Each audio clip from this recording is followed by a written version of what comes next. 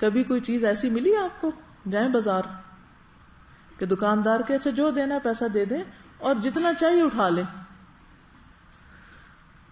دنیا میں تو ایسے کوئی نہیں دیتا. ماں بھی دیتی ہے نا تو کھانا حساب کا ہی دیتی ہے، بس یہ تیرے حصے کا، اسی میں کام چلا.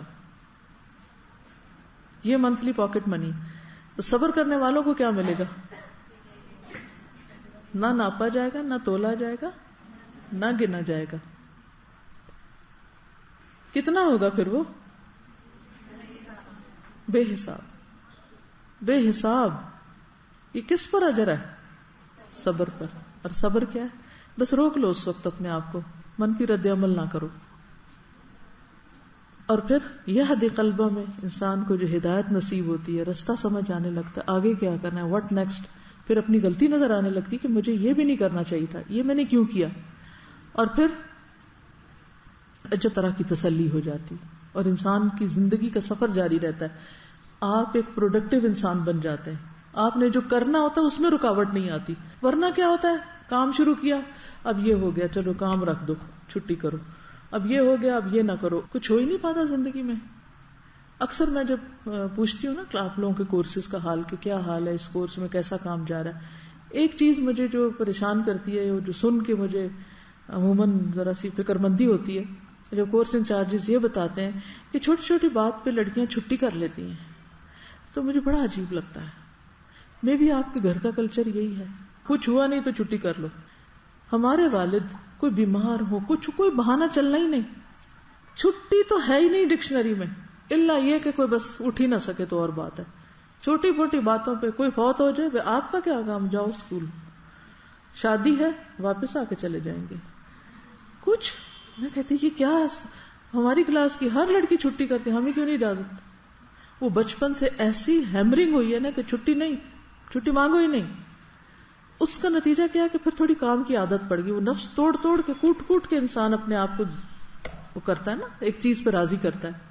تو اگر آپ لوگ ایک دن بھی مس کر جاتے ہیں تو آپ کا کوئی نقصان کوئی نہیں ہوتا پڑھنے لکھنے میں. بہت ہوتا ہے. وہ آپ اکیلے گھر بیٹھ کے اس دن کو ریپلیکیٹ نہیں کر سکتے. ایک دن اور اضافہ کر لیں.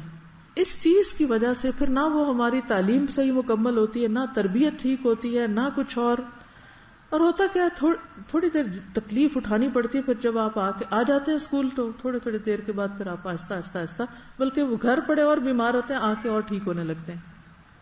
اللہ کہ کوئی بہت بڑی مشکل ہو. اس لیے چھوٹی چھوٹی چیزوں کو بہانہ نہ بنائیں، رکاوٹ نہ سمجھیں، پھلانگتے چلے جائیں کیونکہ زندگی ایک بار ملی ہے، بار بار نہیں ملے گی. کہ تجربے کرتے رہیں. اور جو کام آپ نے نیت کر لی ہے نا، ارادہ باندھ لیا کہ یہ کرنا ہے زندگی میں. مثلاً اگر آپ یہ نیت کر کے یہاں آئے تھے، مجھے نہیں پتا آپ کی نیتوں کا، اگر آپ یہ نیت کر کے آئے تھے کہ ہم نے اس ایک سال میں پورے قرآن کا ترجمہ یاد کرنا ہے، یہ پورے قرآن کو سمجھنا ہے، تو چھٹی کر کے تو پورا نہیں سمجھ سکتے آپ. بریک کر کے توڑ کے تو بات نہیں بنتی. مثلاً کوئی آپ سے 1000 روپے قرض لیتا ہے اور جب لوٹاتا ہے کبھی 100 دے دیتا ہے، کبھی 50 دے دیتا ہے، کبھی 200 دے دیتا ہے، توڑ کے گیپ کر کے دیتا ہے. آپ کو کچھ لگتا ہے کہ آپ کو کچھ پیسے واپس ملے؟ اسی طرح اگر آپ کھانا کھا رہے ہیں، 2 نوالے لیے، پھر اٹھ کے وہ کیا، پھر آگے، پھر وہ کیا، پھر ایسا کھانا بھوک مٹاتا؟ نہیں مٹاتا. تو قرآن پڑھتے وقت یہی کام کرنا ہم نے کہ ایک دن پڑھ لیا، ایک دن چھٹی کر لی، ایک دن جلدی آ گئے، ایک دن دیر سے آئے، دوسرے دن آئے ہی نہیں. تو ہم کیا چاہتے ہیں کہ اللہ کی کتاب کے ساتھ اسی قسم کا معاملہ کیا جاتا رہے اور چھوٹی چھوٹی ریزن کی بنا پہ اس کو بس بند کر دیں. ہم تو موڈ نہیں ہے. ہم موڈ کے شکار کب ہوتے ہیں زیادہ، یہ پتا آپ کو؟ کب ہوتے ہیں؟ اس کا مطلب ہے کہ ہم کمزور ہیں. یہ تو بہت ویک پرسنالٹی کی علامت ہے، موڈی ہونا اور موڈ کا شکار ہو جانا کہ ابھی میرا موڈ ہی نہیں ہے، بس میرا دل نہیں چاہ رہا. یہ کیا بات ہوئی؟ نہیں چاہ رہا تو منائے اپنے آپ کو، یہ تو کرنا ہے. تو دنیا میں اگر کوئی تکلیف آ جاتی ہے تو یہ اللہ کی بھلائی کا ارادہ ہوتا ہے، کیونکہ ایک حدیث میں آتا ہے کہ اللہ تعالیٰ جب کسی کے ساتھ شر کا ارادہ کرتا ہے تو اس کے گناہوں کو قیامت تک کے لیے مؤخر کر دیتا ہے، اس کو ڈیلے کر دیتا ہے کہ مزے کر لے دنیا میں خوب. یہ سوال بہت دفعہ اٹھتا ہے نا کہ ہم مسلمان ہیں، ایمان والے ہیں، نمازیں بھی پڑھتے ہیں، پھر بھی تکلیفیں آتی ہیں، اور اس کے مقابلے میں فلاں شخص جو ہے وہ تو سارے ہی غلط کام کرتے اس کے باوجود موج کر رہا ہے. یہ بہت لوگ یہ سوال کرتے ہیں، بچے اکثر پوچھتے ہیں کیا فائدہ ایماندار بننے کا اور کیا فائدہ سچ بولنے کا جب زندگی میں کچھ ملے ہی نہ انسان کو. نہیں، اللہ تعالیٰ کا وہ ایک ٹیسٹ ہوتا ہے کہ اب تم سچ بولتے ہو یا جھوٹ بولتے ہو، اور پھر دیکھتا ہے اس کے بعد جو آپ کو دنیا میں ملنا وہ مل کے رہے گا. ہاں، آخرت کے لیے اگر کسی کو دنیا میں سزا نہیں مل رہی تو وہ جمع ہو رہی ہے. اس کے غلط کاموں کے باوجود اگر اس کو ڈھیل ملی ہوئی ہے تو وہ دراصل اس کی پکڑ ہے ایک طرح سے.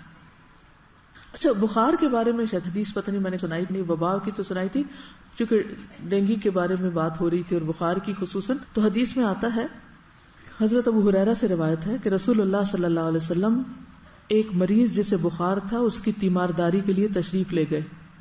میں بھی آپ کے ساتھ تھا. آپ نے اس سے فرمایا خوش ہو جاؤ، ابشر. اب آپ کسی ڈینگی کے مریض کو جا کے کہیں خوش ہو جاؤ تو وہ ایک لگائے گا آپ کو، اچھا، لیکن آپ نے فرمایا خوش ہو جاؤ. یہ ایک بہت زبردست کارنامہ ہے نبی صلی اللہ علیہ وسلم کا کہ ہر ڈیفیکلٹ مشکل سے مشکل وقت کو آپ نے آسان بنا دیا. یہ ہمارے دین کی آسانی کا خوشخبری ہے. اللہ تعالیٰ فرماتے ہیں کہ یہ بخار میری آگ ہے جسے میں اپنے بندے مومن پر دنیا میں مسلط کرتا ہوں تاکہ اس کی آخرت والی آگ کے عذاب کا بدل بن جائے. یہ گرمی بخار کی دنیا میں آخرت کے عذاب کا بدل بن جاتا ہے، گناہوں کو جھاڑنے کا ذریعہ بن جاتا ہے. ایسا ہے کہ سیلاب زدہ لوگوں کے لیے آپ کو شاید کلاسز میں بتایا بھی گیا ہو کہ ہم سب اپنا اپنا حصہ ڈالیں اور اپنی طرف سے کچھ نہ کچھ ضرور بھجوائیں.